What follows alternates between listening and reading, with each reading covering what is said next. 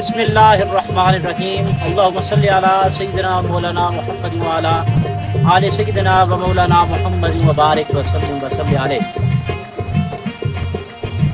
ناظرین کرام، آج میں خطہ کشمیر کی ایک معروف روحانی قدیمی درگاہ عالیہ قادریہ گیلانیہ غوثیہ شمس آباد جبڑا شریف یہاں پہ موجود ہوں، اور یہ ایریا بالکل دربار شریف سے ملحقہ ایریا ہے۔ یہاں آج سامعین سے مخاطب ہونے کا مقصد یہ ہے کہ یہ بیک پہ آپ کو سامنے پانی کا ایک خوبصورت چشمہ نظر آ رہا ہوگا، اور بنیادی طور پر دیکھیے کہ یہ پانی حیات انسانی کے لیے ایک لازمی عنصر ہے، کیونکہ انسان کے لیے جو اجزاء ہیں اور انسان جن چیزوں کا مرکب اور مجموعہ ہے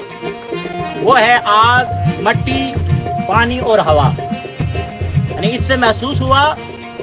کہ انسانی حیات کی بقا کے لیے اور انسانیت کی بقا کے لیے اور انسان کی بقا کے لیے اور انسان کے زندہ رہنے کے لیے پانی انتہائی لازمی و ضروری ہے۔ کیوں تو آپ دیکھیے کہ کھانے کے بغیر انسان، آج کی سائنس کہتی ہے کہ کچھ ایام تک انسان زندہ رہ سکتا ہے، لیکن پانی اگر نہ ہو تو انسان کا زندہ رہنا یا اس کا حیات پانا ناممکن سی بات ہوتی ہے۔ حضرات بقار، یہ پانی کا چشمہ جو آپ کو نظر آ رہا ہے، جیسے جب کسی چیز کی نسبت کسی خاص چیز سے ہو جاتی ہے، پھر وہ عام چیز عام نہیں رہتی بلکہ خاص بن جایا کرتی ہے۔ مثال کے طور پر آپ دیکھیں، گندم کے اندر سے اگر آپ کو پتھر نکلتا ہے تو گندم کا جو بھاؤ ہے پتھر کا وہ بھاؤ نہیں ہوگا، حالانکہ وہ پتھر جو ہے وہ گندم کے اندر سے نکلا ہے۔ اسی طرح آپ دو مختلف اینٹوں کو لے لیں، ایک اینٹ کو آپ مسجد کی تعمیر کے اندر لگا دیں اور دوسری اینٹ کو آپ واش روم کو تیار کرنے کے لیے، بیت الخلاء کو تیار کرنے کے لیے لگا دیں، تو جو اینٹ ہم نے مختص کی ہے مسجد کی تعمیر کے لیے، جس کو مسجد کا حصہ قرار دیا ہے، وہاں ہم اپنی جبین نیاز کو بھی جگائیں گے، اپنی پیشانی کو بھی جھکائیں گے، سجدہ بھی کریں گے، اور دوسری جو ہے جو بیت الخلاء کا حصہ بنی ہے، وہاں ہم ننگے پاؤں جانا بھی گوارا نہیں کرتے، اس لیے کہ ایک اینٹ کی نسبت اللہ کے مقدس گھر سے ہوئی ہے اور دوسری کی نسبت جو ہے وہ بیت الخلاء سے ہوئی ہے۔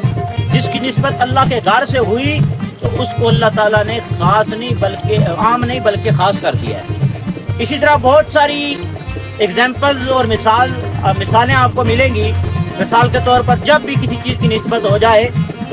کسی اللہ والے سے، اللہ کی کسی برگزیدہ ہستی سے، مقربین بارگاہ خداوندی سے، اہل اللہ سے، اولیاء سے، اتقیاء سے، صوفیاء سے، صالحین سے، اللہ والوں سے، اولیاء اللہ سے جب کسی چیز کی نسبت ہو جائے تو وہ چیز عام نہیں رہتی بلکہ وہ نسبت اس چیز کو خاص بنا دیا کرتی ہے۔ تو یہ پانی کا چشمہ ایک تو ویسے بھی انسان کو سیراب کرنے کے لیے، پیاس کو بجھانے کے لیے، تشنگی کو مٹانے کے لیے کافی ہے، اور اللہ تعالیٰ نے اس پانی کے چشمے کے اندر شفا بھی رکھی ہے۔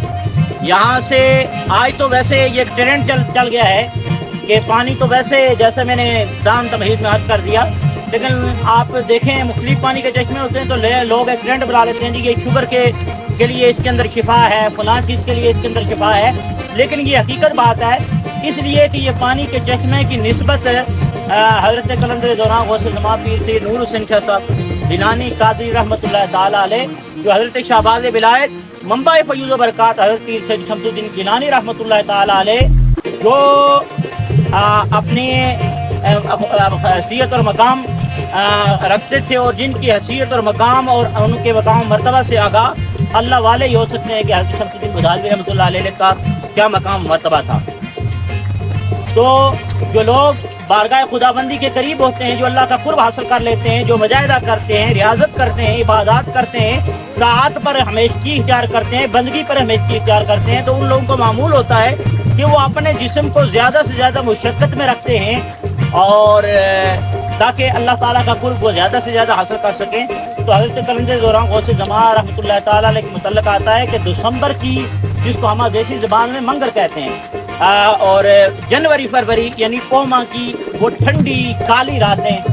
سردیوں کی راتیں، برف کی راتیں، تو حضرت قلندر دوران غوث زمان یہاں سے غسل کر کے نیچے مسجد شریف میں تشریف لے جایا کرتے تھے۔ وہ مسجد بھی اپنی اعتبار سے بڑی تاریخی مسجد ہے یہاں، اور جبڑا شریف کی اپنی ہسٹری جڑی وہ جو ہے وہ بڑی تاریخی اہمیت کی حامل ہے۔ تو اس پہ بھی انشاءاللہ یہاں شارٹ کلپ میں تھوڑی میں ہسٹری جو پیش کروں گا۔ تو یہاں سے غسل کر کے وہ جاتے، عبادت کرتے،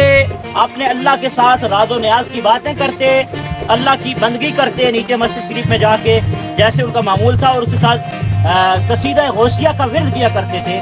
تو وہ جیسے بہت سارے چیلے اور یا اللہ کے اور تصوف کی اصطلاح میں ہوتے ہیں، ان کی باقاعدہ زکوٰۃ ہوتی ہے، تو زکوٰۃ نکالنے کے لیے وہاں تو یہ پانی لوگوں کے لیے شفا کے اعتبار سے بھی بڑی ہی اہمیت کا حامل ہے۔ کئی لوگ، بیشتر لوگ، بے شمار لوگ جو مختلف قسم کی بیماریوں کے اندر مبتلا تھے، تو اللہ تعالیٰ نے اس پانی کے چشمے سے اسے جو ہے وہ شفا عطا فرمائی ہے۔ چند حوالہ جات میں قرآن کریم سے یہاں پیش کرنا چاہوں گا، کیونکہ بڑا سوشل میڈیا کا ڈیجیٹل دور ہے، یہاں قدم قدم پہ اور گاہے بگائے اور راہ میں اور چپے چپے پہ جو ہے وہ اعتراضات کیے جاتے ہیں۔